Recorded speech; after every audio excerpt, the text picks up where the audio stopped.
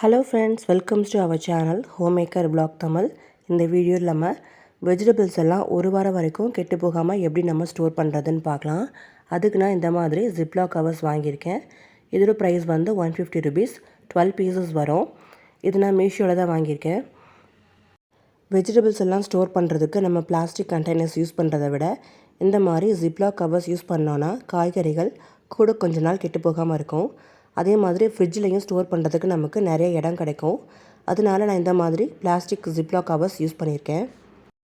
காய்கறிகளை நம்ம கடையிலேருந்து வாங்கிட்டு வந்ததுக்கப்புறம் காய்கறிகளை கண்டிப்பாக வாஷ் பண்ணணும். வாஷ் பண்ணிட்டு தான் நம்ம ஃப்ரிட்ஜில் ஸ்டோர் பண்ணணும்.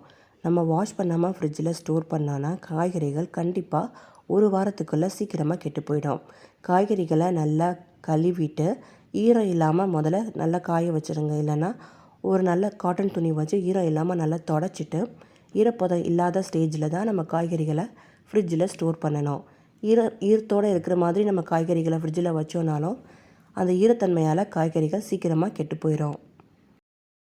அதே மாதிரி காய்கறிகள் ஸ்டோர் பண்ணும்போது நம்ம முக்கியமாக கவனிக்க வேண்டியது, சில காய்கறிகள் வந்து நல்லா ஃப்ரெஷ்ஷாக இருக்கும், சில காய்கறிகள் பழுத்து ஒரு 2 நாள்லேயே கெட்டு போகிற மாதிரி இருக்கும். அந்த மாதிரி சீக்கிரமாக கெட்டு போகக்கூடிய ஸ்டேஜில் இருக்கக்கூடிய காய்கறிகளை மட்டும் நம்ம தனியாக எடுத்து ஸ்டோர் பண்ணணும். நல்லா இருக்கக்கூடிய காய்கறிகளோடு அதையும் சேர்த்து வச்சோன்னா எல்லா காய்கறிகளும் மொத்தமாக சீக்கிரமாக கெட்டுரும். இன்னொரு விஷயம், நம்ம அந்த கத்திரிக்காய், பச்சை மிளகாய் இதெல்லாம் ஸ்டோர் பண்ணும்போது அது மேலே இருக்கக்கூடிய இந்த தண்டு பகுதியை கண்டிப்பாக நம்ம ரிமூவ் பண்ணி தான் ஸ்டோர் பண்ணணும். ஏன்னா நம்ம இந்த மாதிரி கத்திரிக்காயை வாங்கிட்டு வந்து ஸ்டோர் பண்ணும்போது முதல்ல கெட்டு போகக்கூடியது அந்த பச்சை கலரில் இருக்கக்கூடிய அந்த தண்டு பகுதி தான். அதனால் கத்திரிக்காயும் சீக்கிரமாக கெட்டு போயிடும். அதே மாதிரி கேரட், பீட்ரூட் இதெல்லாம் நம்ம ஸ்டோர் பண்ணும்போதும் தலைப்பகுதியும் வால் பகுதியும் கட் பண்ணிட்டு தான் ஸ்டோர் பண்ணணும். பீட்ரூட்டில் இருக்கக்கூடிய அந்த வேர் பகுதியும் மேலே இருக்கக்கூடிய அந்த கீரை பகுதியும் நம்ம கண்டிப்பாக கட் பண்ணிடணும். அதுதான் முதல்ல கெட்டு போகும். அதனால முதல்ல அதெல்லாம் கட் பண்ணிவிட்டு நீங்கள் ஸ்டோர் பண்ணிக்கோங்க.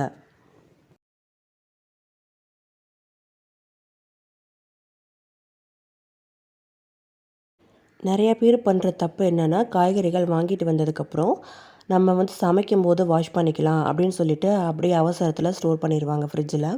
ஸோ அந்த மாதிரி நம்ம ஸ்டோர் பண்ணுறதால தான் காய்கறிகள் முக்கியமாக சீக்கிரமாகவே கெட்டு போகுது.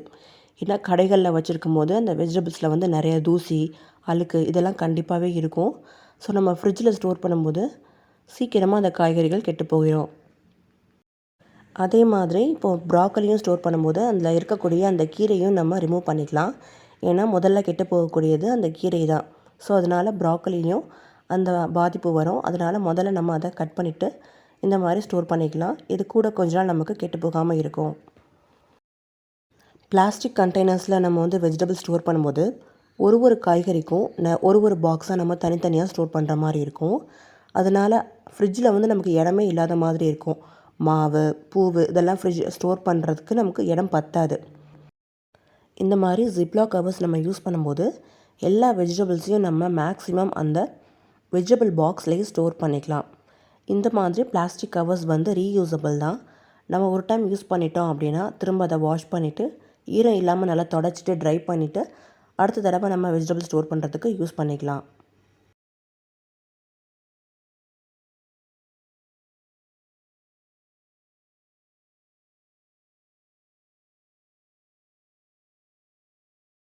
கீரையெல்லாம் வாங்கிட்டு வந்து நம்ம ஃப்ரிட்ஜில் ஸ்டோர் பண்ணும்போது ஒரு 2 நாளைக்காவது நமக்கு கீரை வேணும் அப்படின்ற பட்சத்தில் நம்ம நியூஸ் பேப்பரில் அந்த கீரைகளை நல்லா சுற்றிட்டு அதுக்கப்புறம் பிளாஸ்டிக் கவரில் வைக்கணும். அதுக்கு முன்னாடி இந்த கீரையோட தண்டு பகுதி, அதாவது வேர் பகுதியில் இருக்குள்ள அந்த வேரோடு சேர்த்து நம்ம கட் பண்ணிவிட்டு அதுக்கப்புறமா நீங்கள் நியூஸ் பேப்பரில் ரேப் பண்ணிவிட்டு பிளாஸ்டிக் கவரில் வைங்க.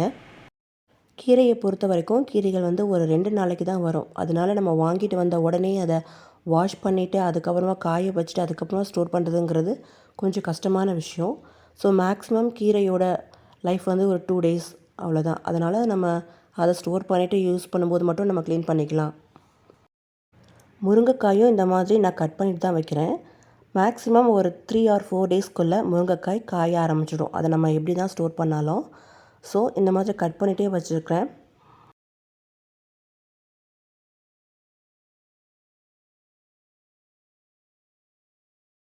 சீக்கிரமாக கெட்டு போகிற மாதிரி இருக்கக்கூடிய காய்கறிகளை எல்லாம் தனியாக ஒரு கவரில் போட்டு வச்சுக்கோங்க. முடிஞ்ச வரைக்கும் சீக்கிரமாக அதெல்லாம் யூஸ் பண்ணிவிடுங்க. மற்ற காய்கறிகளோடு அதை சேர்த்து வைக்கும்போது எல்லா காய்கறிகளும் சேர்ந்து கெட்டு போயிடும்.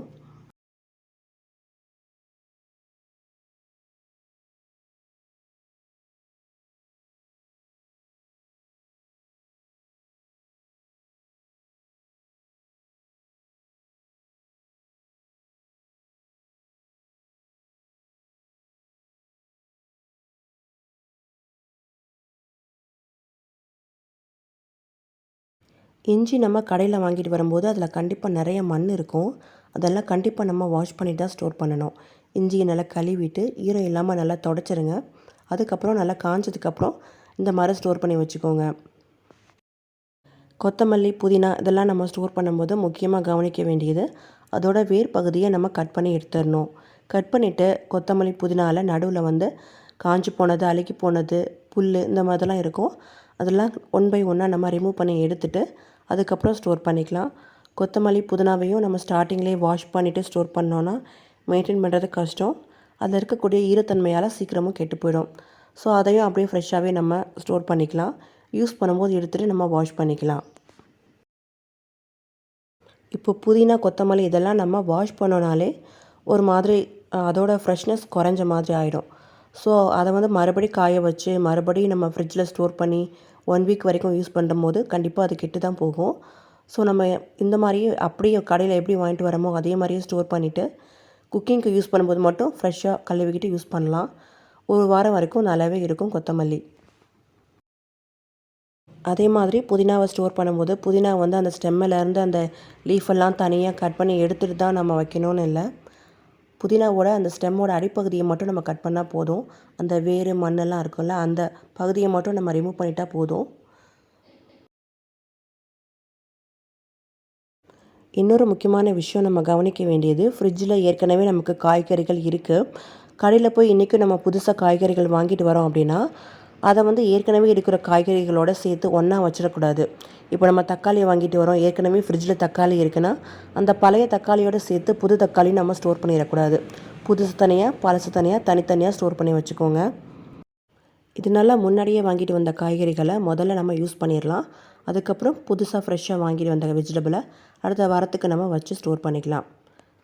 இந்த வீடியோ உங்களுக்கு கண்டிப்பாக யூஸ்ஃபுல்லாக இருக்கும்னு நினைக்கிறேன். இந்த வீடியோ பிடிச்சிருந்தா நம்முடைய சேனலை சப்ஸ்கிரைப் பண்ணிக்கோங்க. நம்ம சேனலில் அடுத்தடுத்து வரக்கூடிய எல்லா வ்ளாக்ஸையும் பார்க்குறதுக்கு மறக்காமல் பெல் பட்டனை கிளிக் பண்ணி வச்சுக்கோங்க. தேங்க்ஸ் ஃபார் வாட்சிங்.